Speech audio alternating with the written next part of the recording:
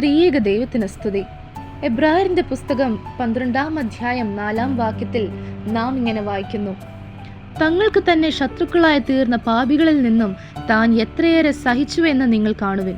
അത് നിങ്ങൾക്ക് മടുപ്പ് തോന്നാതിരിക്കുവാനും നിങ്ങളുടെ മനസ്സ് ക്ഷീണിച്ചു പോകാതിരിക്കുവാനും തന്നെ.